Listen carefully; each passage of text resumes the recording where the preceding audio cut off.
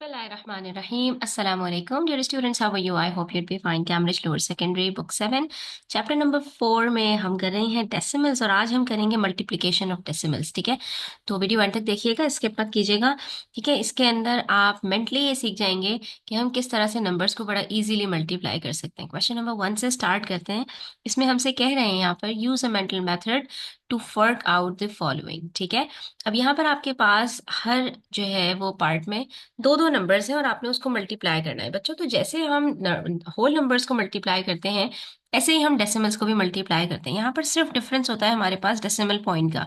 तो देखो, हम मेंटली इसको किस तरह से मल्टीप्लाई करेंगे कि हमारे पास यहाँ पर जो डेसिमल है उसको रिमूव कर दें अगर, तो हमारे पास 0.1 इंटू 8 ये क्या हो जाएगा। 0.1 इंटू 8 के अंदर अगर मैं ये डेसिमल रिमूव कर दूं तो ये मेरे पास 0.1 दैट इज 1 इंटू 8 होगा। और 1 इंटू 8 क्या होता है, मेरे पास 8 होता है। ठीक है, लेकिन देखो अब जब हमारे पास आंसर आ जाएगा उसके बाद हम देखेंगे कि क्वेश्चन में हमारे पास कितने डेसिमल प्लेसेस हैं। तो आपके पास डेसिमल प्लेसेस का मतलब होता है पॉइंट के बाद कितने डिजिट्स हैं आपके पास। यहाँ पर आपके पास सिर्फ एक डिजिट है, तो आप मेंटली ही इस चीज को रिवर्स कर सकते हो कि मेरे पास जो आंसर आया है तो वहां पर भी मैं अपने जो है जो डिजिट है एक डिजिट से पहले डेसिमल लगा दूं।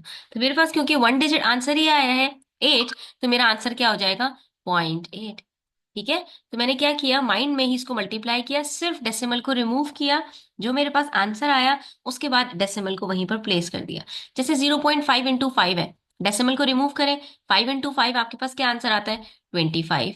अब ये टू डिजिट आंसर है, लेकिन क्वेश्चन में हमारे पास सिर्फ वन डेसिमल प्लेस है, तो लास्ट से हम एक डिजिट पहले अपना डेसिमल लगा देंगे, तो ये हमारे पास बन जाएगा 2.5। विदाउट एनी कैलकुलेशन सिर्फ मेंटली आप ये सारी चीजें आराम से कर सकते हैं। अब आप देखिए 0.9 इंटू 2 है, डेसिमल रिमूव करूंगी, it will be 9, 9 into 2 is 18। और उसके बाद फिर मैंने देखा कि यहाँ पर भी डेसिमल प्लेस सिर्फ 1 है, तो हम भी एक डेसिमल प्लेस ऐड करेंगे और हमारे पास बन जाएगा 1.8। ठीक है, अच्छा, उसके बाद है क्वेश्चन नंबर 2। क्वेश्चन नंबर 2 में भी हमारे पास यही है कि हमारे पास कुछ पेयर फैक्टर्स हैं और उसके अंदर है सबसे पहले 6 इंटू 0.02। अच्छा, अब आपके पास क्लाउड में आंसर्स मौजूद हैं, आपने सिर्फ मैच करना है। देखो, अब यहाँ पर आप कैसे मैच करोगे, बड़ी आसानी से मैच कर सकते हो विदाउट इवन कैलकुलेटिंग।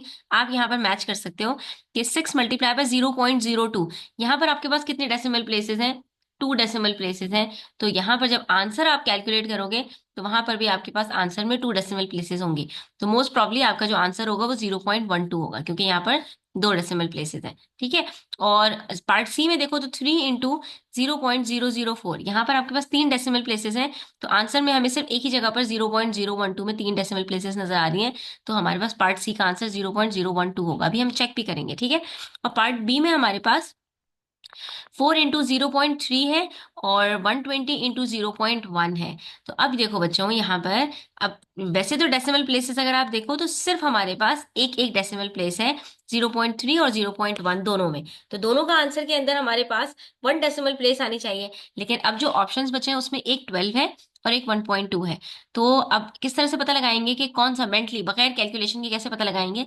तो अगर गौर से देखो तो 0.3 के साथ जो 4 है उसमें कोई जीरो नहीं है आपके पास, लेकिन 0.1 के साथ जो आपके पास 120 है उसके अंदर आपके पास एक जीरो है। तो ये जो जीरो होता है ये एक डेसिमल प्लेस को खत्म कर देता है, जितने जीरोस होते हैं वो उतनी डेसिमल प्लेसेस को खत्म कर देते हैं। यानी बेसिकली मैं 120 इंटू 0.1 को ऐसे लिख सकती हूँ 12 इंटू 1।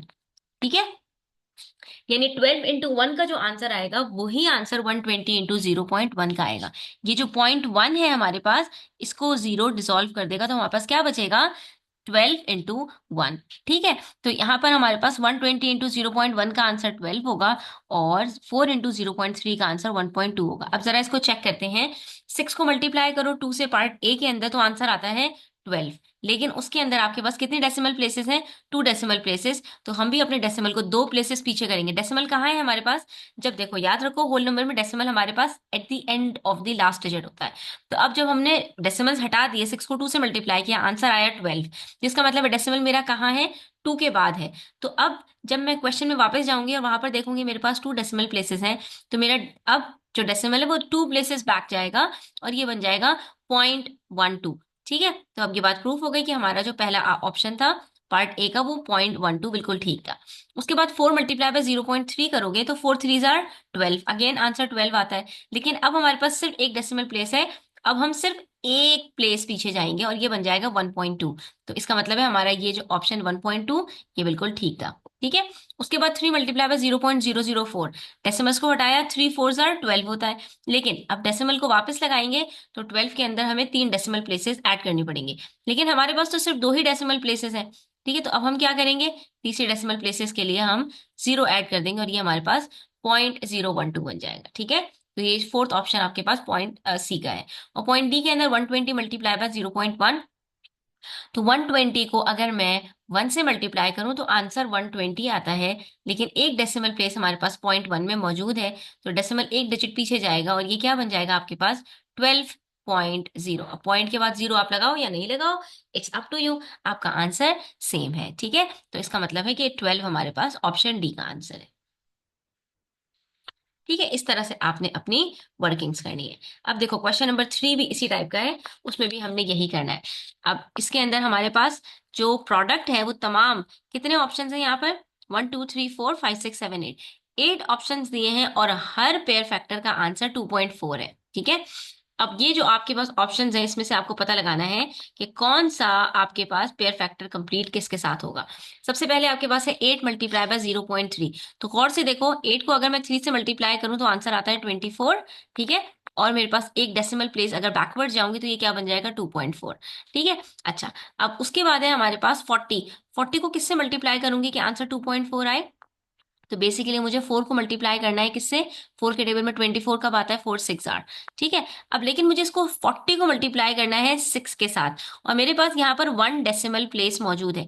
इसका मतलब सबसे पहली बात तो ये कि 0.6 होगा ये। ठीक है, लेकिन अब ये देखो एक डेसिमल प्लेस के लिए तो मैं अगर 6 के पीछे कर दूं, लेकिन मेरे पास वहां पर 40 भी मौजूद है, 4 मौजूद नहीं है। तो मैंने आपको बताया था जब एक जीरो होता है तो वो एक डेसिमल को भी कट करता है। तो बेसिकली यहाँ पर हमारे पास क्या होगा, 40 मल्टीप्लाई बाय 0.06। ठीक है, हमने इसको इस तरह से करना है। या आप यहाँ पर इनवर्स कैलकुलेशन भी कर सकते हो कि अब यहाँ पर आपको आंसर दिया हुआ है ना 2.4, तो आपने क्या करना है, देखो अब इस बात को याद रखना, इनवर्स का मतलब क्या होता है कि अगर मैं 2 को मल्टीप्लाई करती हूँ 3 से तो मेरा आंसर 6 आता है। लेकिन अगर मैं 2 के साथ यहाँ पर ब्लैंक लगा दूं और आपको 6 दे दूं, तो इन दोनों नंबर्स को मल्टीप्लाई करके जो प्रोडक्ट आएगा उसी प्रोडक्ट को अगर मैं अपने एक मल्टीप्लायर मल्टीप्लिकेंट से डिवाइड कर दूं तो मेरे पास जो दूसरा ऑप्शन है वो आ जाएगा।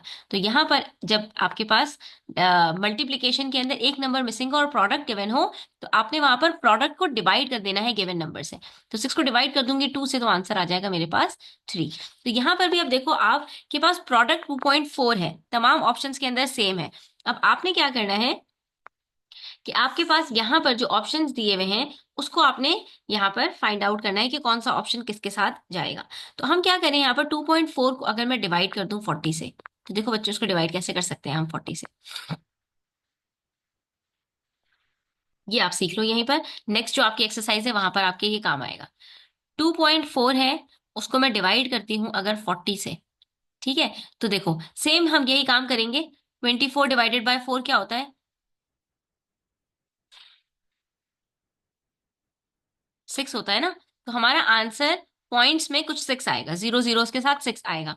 लेकिन क्या आएगा एग्जैक्टली ये हमें आइडेंटिफाई करना है। तो देखो बच्चों, यहां पर जीरो मैंने कट किया तो क्या होगा, मेरा डेसिमल एक प्लेस और पीछे चला जाएगा।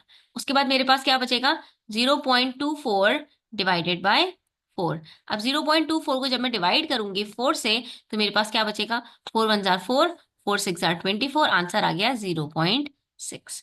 और अगर इसमें भी आपको प्रॉब्लम हो रही है तो आप इसको और ज्यादा एक स्टेप आगे चले जाओ, प्रैक्टिस करने से इस चीज की आपको जो है जो भी कंफ्यूजन है वो दूर हो जाएंगी। हमारे पास क्या बचा था, 0.24 अपॉन 4।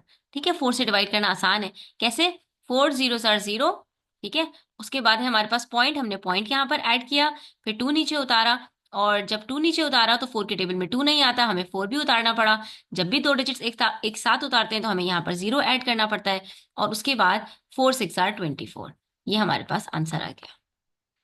इसका मतलब है हमारा जो करेक्ट ऑप्शन होगा यहाँ पर वो 0.06 है। तो फिर यहाँ पर 0.6 हमारे पास आंसर क्या क्यों आया? क्योंकि हमने यहाँ पर देखा नहीं कि हमने 4 को जब मल्टीप्लाई किया 6 से तो दो डिजिट्स को हमने एक साथ कट किया, इसलिए यहाँ पर हमारे पास 0.06 करेक्ट ऑप्शन है। ठीक है, तो आप इसको डिवाइड करके देखोगे आपको बिल्कुल सही आंसर मिल जाएगा।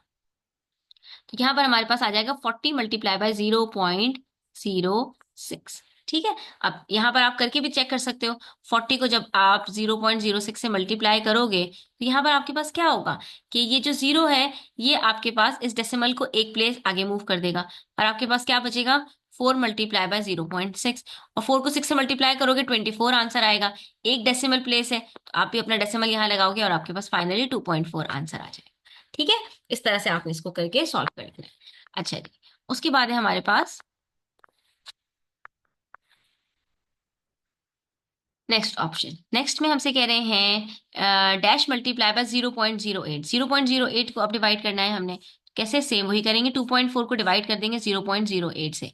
अच्छा, अब यहाँ पर क्या है बच्चों कि हमारे पास यहाँ पर दोनों जगह पर डेसिमल्स मौजूद हैं, तो हम यहाँ पर क्या कर सकते हैं कि हम दोनों नंबर्स को मल्टीप्लाई करना शुरू करें। सबसे पहले 10 से मल्टीप्लाई करें तो क्या होगा कि हमारे पास ये बन जाएगा 24 और ये बन जाएगा 0.8। क्यों? 10 से मल्टीप्लाई करने से इसका भी डेसिमल एक प्लेस आगे मूव करेगा, इसका भी डेसिमल एक प्लेस आगे मूव करेगा और 24 अपॉन 0.8 बन जाएगा। लेकिन अभी भी हमारे पास डिनोमिनेटर में डेसिमल है। कोशिश ये करनी चाहिए कि डिनोमिनेटर से आप अपने डेसिमल को रिमूव कर दें। तो हम एक मरतबा इसको और 10 से मल्टीप्लाई करेंगे, यानी फाइनली हमने इसको 100 से मल्टीप्लाई किया तो हमारे पास ये आंसर आ गया 240 अपॉन 8। अब 240 अपॉन 8 को आपके लिए डिवाइड करना कुछ भी मुश्किल बात नहीं है, तो आप इसको डिवाइड कर लो। यहाँ पर क्या आंसर आएगा आपके पास? 8 3 जार 24, 8 0 जार 0, दैट इज 30। तो ये ऑप्शन आपके पास यहाँ पर आ जाएगा। ठीक है, उसके बाद 2.4 को आपने किससे डिवाइड करना है कि आपके पास आंसर 0.2 आए? तो अब यहाँ पर आपके पास मौजूद है 0.2, तो हम 0.2 को किससे मल्टीप्लाई करें कि हमारे पास 2.4 आंसर आ जाए? 2 के टेबल में 24 कब आता है? 12 जार। अगर मैं 0.2 को 12 से मल्टीप्लाई कर दूं तो मेरे पास आंसर 2.4 आ जाएगा। यस, बिल्कुल आ जाएगा। क्यों? क्योंकि मेरे पास यहाँ पर एक डेसिमल प्लेस है और यहाँ पर भी एक ही डेसिमल प्लेस है। इससे हमें पता चल रहा है कि हमारे पास यहाँ पर करेक्ट ऑप्शन क्या होगा? 12। ठीक है, और आप इसको रिवर्स भी करके चेक कर सकते हैं। जब आप इसको डिवाइड करेंगे 2.4 को 0.2 से, अब यहाँ पर आपके पास दोनों जगह एक एक डेसिमल प्लेस है, दोनों को 10 से मल्टीप्लाई करोगे तो आपके पास 24 अपॉन 2 आएगा। 2 1 जार 2, 2 12 जार 24 और ये आपका फाइनल आंसर हो गया। ठीक है।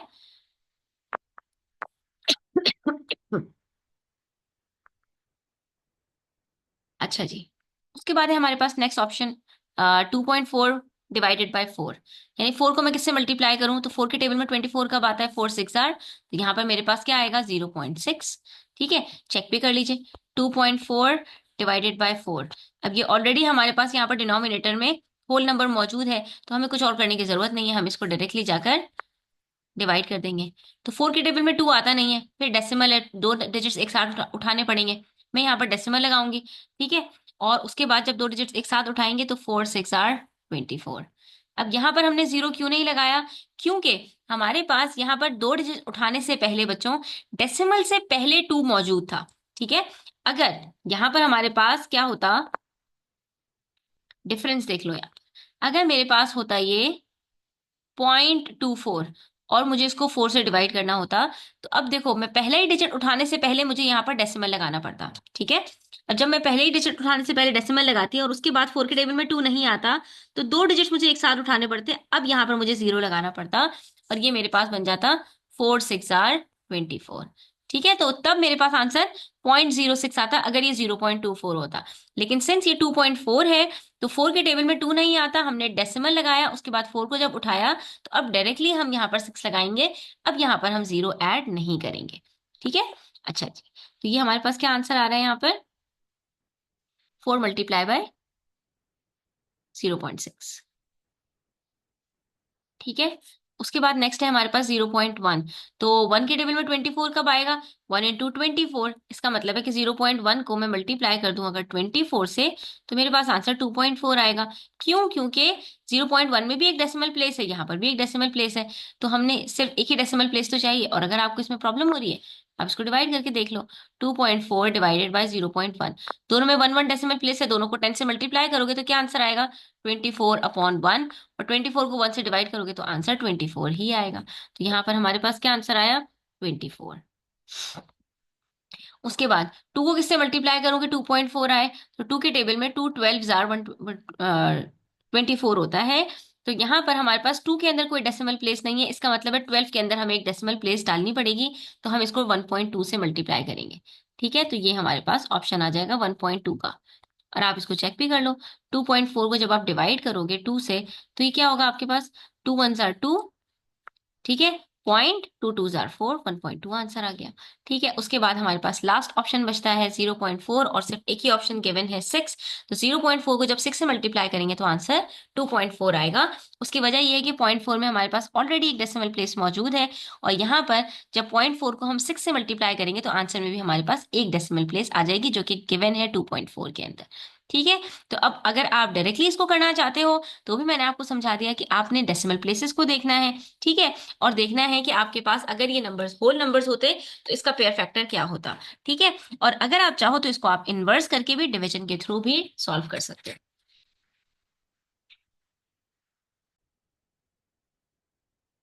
तो बाद क्वेश्चन नंबर 4 में हमसे कह रहे हैं Kai works out that 521 into 53 is equals to 27613।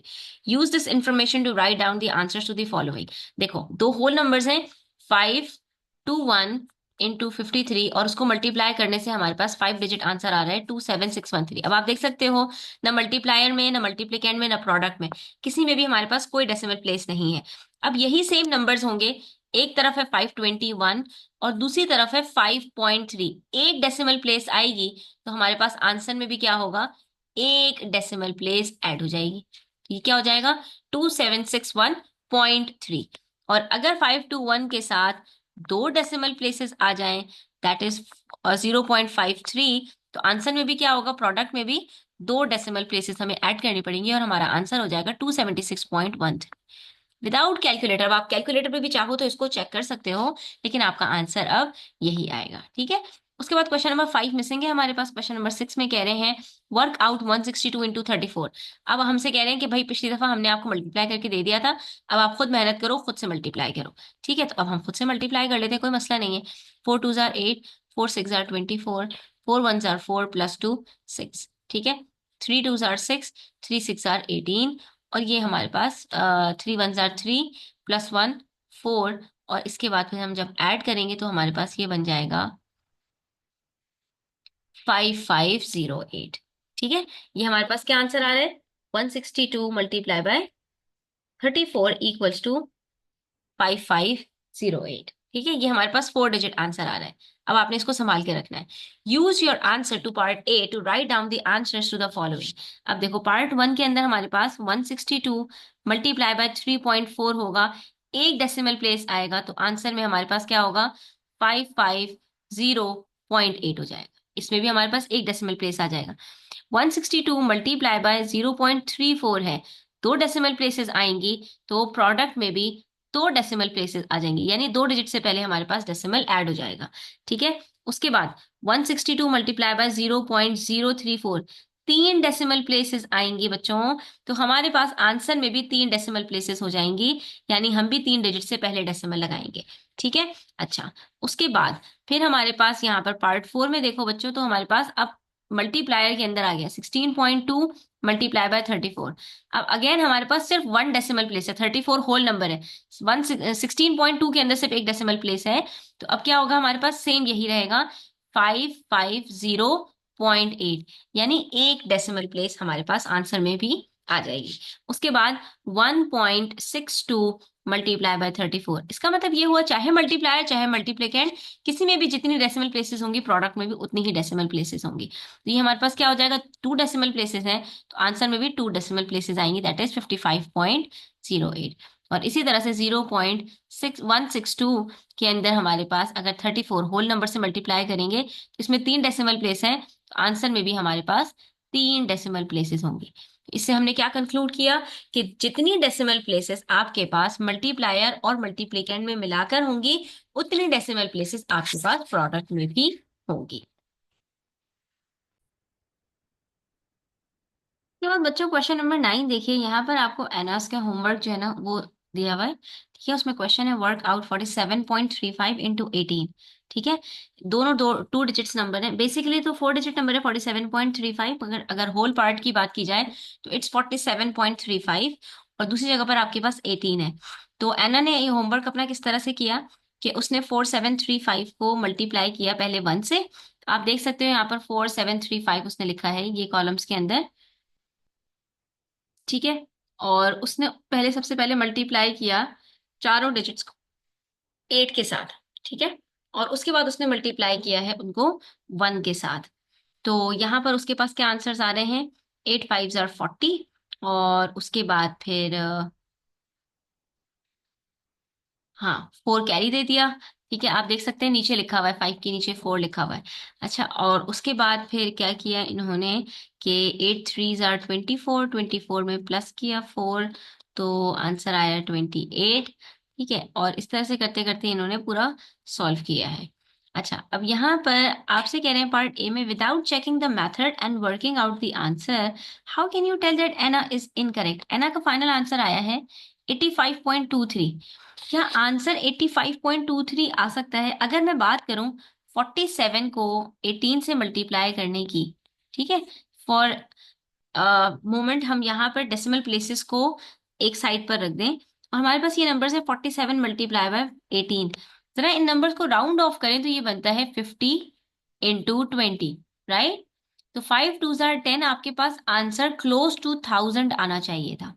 सही है, 1000 समथिंग आता, 1000 से थोड़ा कम, 1000 से थोड़ा ज्यादा। लेकिन ये जो आपके पास आंसर 85 आ रहा है, पॉइंट्स को छोड़ दीजिए, तो ये आपका आंसर तो किसी भी सूरत सही नहीं हो सकता। ठीक है, क्यों? क्योंकि हमारे पास जब 47 को हम 18 से मल्टीप्लाई करेंगे, दोनों 2 डिजिट नंबर हैं, आंसर हमारे पास 2 डिजिट में कैसे आ सकता है? होल नंबर्स की बात कर रही हूं मैं। तो यहाँ पर आप क्या बताएंगे कि an approximate answer of 50 into 20 is equals to 1000 and 85.23 is way too smaller than 1000। ठीक है, तो this couldn't be the answer। यहाँ पर आप ये बात बता देंगे। बस उसके बाद हमने क्या करना है, हमने इसको मल्टीप्लाई करना है 4735 को 18 से। ठीक है, तो हम इसको कैसे मल्टीप्लाई करेंगे, जैसे मल्टीप्लिकेशन किया जाता है। पार्ट बी में हमसे कह रहे हैं कि आप अपने कैलकुलेशंस हमें करके दिखाइए, तो हम इनको करके दिखा देते हैं। ठीक है, यहाँ पर जैसे होल नंबर्स को मल्टीप्लाई करते हैं बिल्कुल वैसे ही मल्टीप्लाई करेंगे। 8 5 जार 40, 8 3 जार 24, +4 28।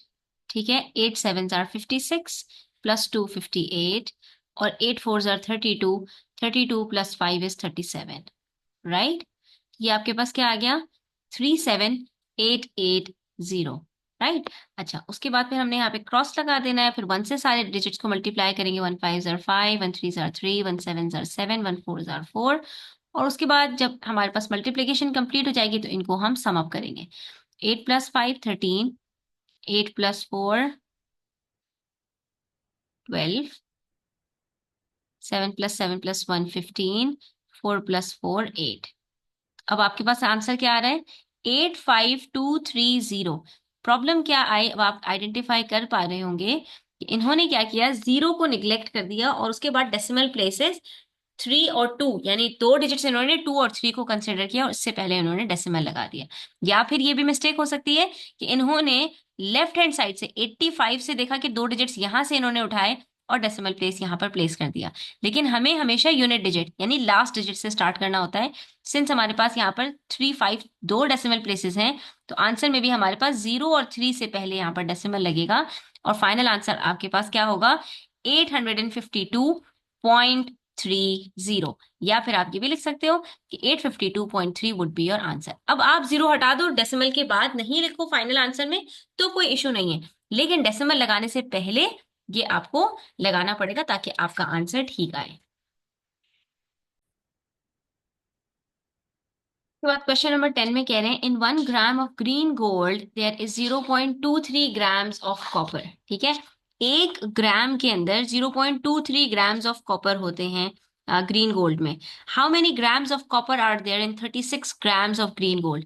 1 ग्राम में अगर 0.23 ग्राम्स है, ठीक है, ठीक है, आप यहाँ पर लिख सकते हो कि 1 ग्राम के अंदर अगर कॉपर के 0.23 ग्राम्स हैं, तो 2 ग्राम्स ऑफ ग्रीन गोल्ड में कितने होंगे?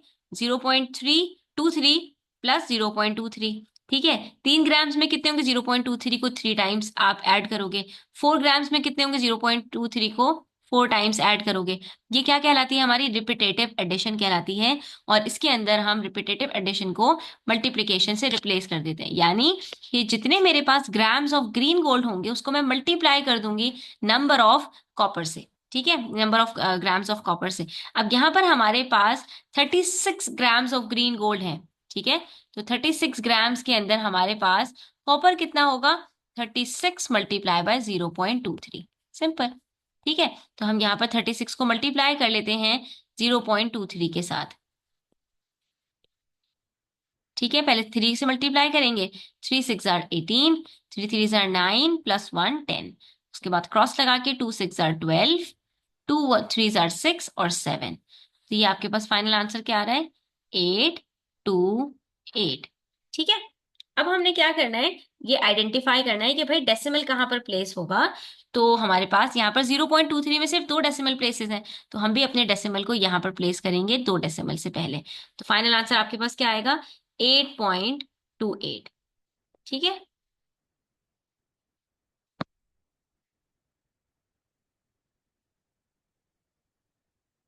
ठीक है बच्चों, तो हमारे पास आंसर क्या आएगा कि there are 8.28 grams of copper in 36 grams of green gold. Simple.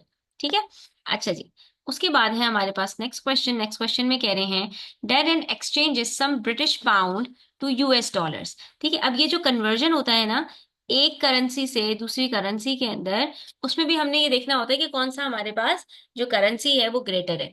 तो for every 1 pound he receives $1.29, यानी 1 पाउंड के बदले में $1.29 मिलता है, यानी आपको ज्यादा डॉलर्स मिलेंगे। इसका मतलब है पाउंड बड़ा है और डॉलर छोटा है। जैसे $1 के मुकाबले में हमें, अगर हम पाकिस्तानी रुपीस की बात करें, तो हमें बहुत सारे पाकिस्तानी रुपीस मिलते हैं। इसका ये मतलब नहीं है कि पाकिस्तानी रुपी बड़ा है, इसका मतलब है कि डॉलर्स पाकिस्तानी रुपी से काफी ज्यादा बड़ा है। ठीक है, इसका ये मतलब होता है।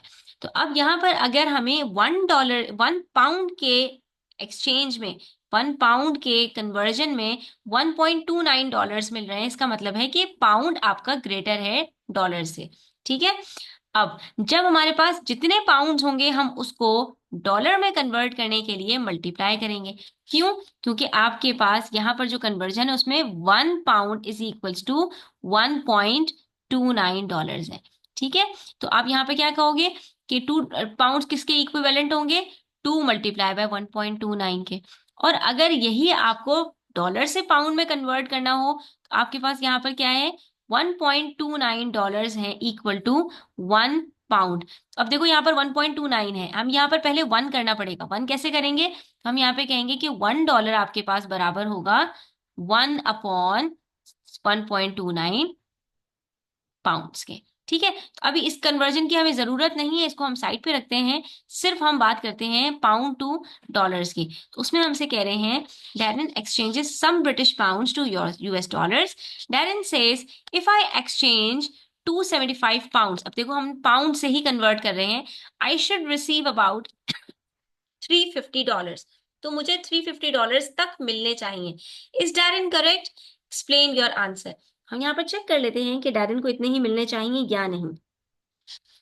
तो देखो बच्चों, यहाँ पर हम क्या करेंगे, 275 को मल्टीप्लाई करेंगे 1.29 से सबसे पहले। ठीक है, तो हमें पता चलेगा कि कितने यहाँ पर डॉलर्स रिसीव होने वाले हैं। 9 5 are 45, 9 7 are 63 plus 4 67, 9 2 are 18 plus 6 24। ठीक है, फिर क्रॉस लगा के 2 से मल्टीप्लाई करेंगे। 2 5 are 10, 2 7 are 14 plus 1 15, 2 2 are 4 plus 1 5। फिर दो क्रॉस लगाएंगे, जैसे जैसे नंबर्स बढ़ते जाते हैं वैसे वैसे क्रॉस भी बढ़ते जाते हैं। अब 1 से मल्टीप्लाई करना है तो 1 5 जार 5, 1 7 जार 7, 1 2 जार 2। अब हम ऐड कर लेंगे सबको, तो हमारे पास यहाँ पर आंसर क्या आ रहा है, 5 7 14, उसके बाद है हमारे पास यहाँ पर 15, और ये आ रहा है हमारे पास 3 3 5 4 7 5। अब डेसिमल प्लेसेस हमारे पास 2 है, तो ये हमारे पास डेसिमल आ जाएगा 354.75। इसका मतलब है कि इनको कितने यहाँ पर डॉलर्स मिलने चाहिए, 354.75। ठीक है। और डैरेन ने क्या कहा था, if I exchange two 75 I should receive about, about means approximately, exact की बात नहीं की थी। और हमारे पास भी जो आंसर आ रहा है वो 354 आ रहा है, जो कि 350 से भी ग्रेटर है। तो yes, Darren is correct because his answer is very close to the correct one. ठीक है, द एग्जैक्ट आंसर। ठीक है, यहाँ पर हमारे पास ये क्वेश्चन नंबर 11 कंप्लीट हो जाता है। के बाद हमारे पास लास्ट क्वेश्चन है एक्सरसाइज का, जिसमें हमसे कह रहे हैं Sameer manages a hotel, the table shows the cost of items that he buys for the hotel bathrooms. ठीक है, समीर एक होटल रन करता है और उसके पास जो कॉस्ट ऑफ आइटम्स जो बाय करता है होटल के बाथरूम्स के लिए, वो यहाँ पर आपके पास दी हुई है 0.26, 0.23, 0.32, 0.18 for bottle of shampoo, bottle of shower gel, bottle of hand lotion and bar of soap respectively. ठीक है, अब हमसे कह रहे हैं कि Sameer buys 350 bottles of shampoo, 425 bottles of shower gel, 275 bottles of hand lotion, 600 bars of soap. What is the total cost of these items. तो जितनी जितनी क्वांटिटी जिस जिस चीज की बाई की है उसको हम उसकी पर यूनिट कॉस्ट से मल्टीप्लाई करेंगे। लाइक 350 बॉटल्स ऑफ शैम्पू है और एक बॉटल की कॉस्ट है $0.26, तो हमें यहाँ पर 350 बॉटल्स बाय करने के लिए कितनी कॉस्ट देनी पड़ेगी, तो हम 350 को मल्टीप्लाई करेंगे 0.26 से।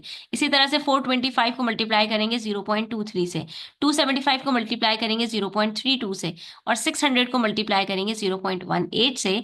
तो हमारे पास जो फाइनल आंसर्स आएंगे इन चारों को जब हम ऐड करेंगे तो हमारे पास टोटल कॉस्ट आ जाएगी। ठीक है,